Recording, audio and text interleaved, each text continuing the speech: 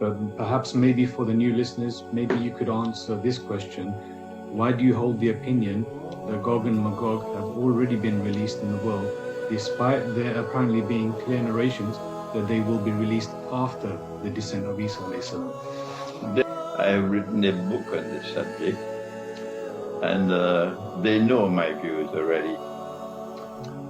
In the hadith, after Nabi Isa alayhi salam returned, the Messiah has returned, and after he has killed Dajjal, then the hadith says that Allah will send Gog and Magog.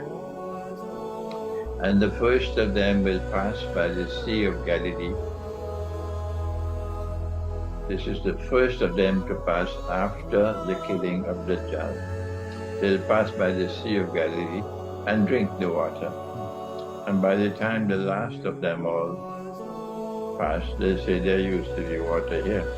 So whatever remains in the Sea of Galilee as water, when Jesus comes, whatever remains will quickly dry up, and the Sea of Galilee will become dry. The hadith is that Allah will send Gog and Magog, and they'll be heading past the Sea of Galilee to Jerusalem. So they'll be coming from the north. It's a geography. And Allah will destroy Gog and Magog in Jerusalem.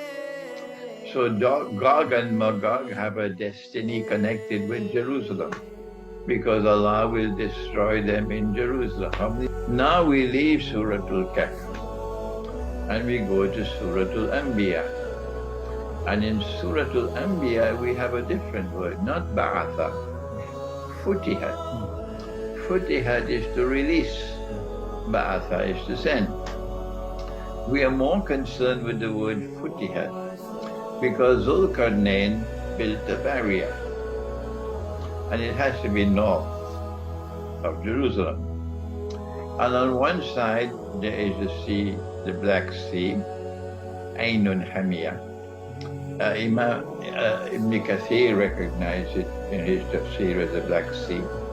And on the other side is the Caspian Sea, and between are the Caucasus Mountains. And that's where he built the barrier. And when he built the barrier, Gog and Magog could neither penetrate nor could they scale. They can't be angels because they commit fasad, angels don't. They can't be jinn because jinn could fly over the barrier, they could pass through the barrier. So therefore the only other creatures created by Allah are human beings. Only human beings. So Gog and Magog are human beings, but they are human beings who have a power that even Zulkarnain could not resist.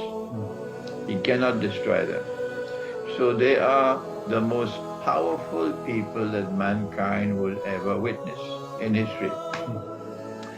And when they are released, Allah will bring down the barrier. A people who are human beings, who have a power unmatched in history, not even Zulkarnain can match their power, but who use their power to commit fasad.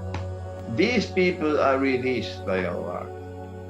And when they are released by Allah, then, says Suratul Anbiya, a people who belong to a town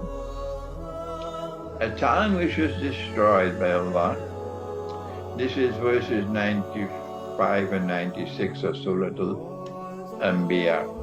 It doesn't matter if I explain this verse a million times, they don't register. It goes out of one ear and goes, but the other people listening can understand because they have intelligence, they have common sense, they have wisdom, they can understand. A town which is destroyed by Allah.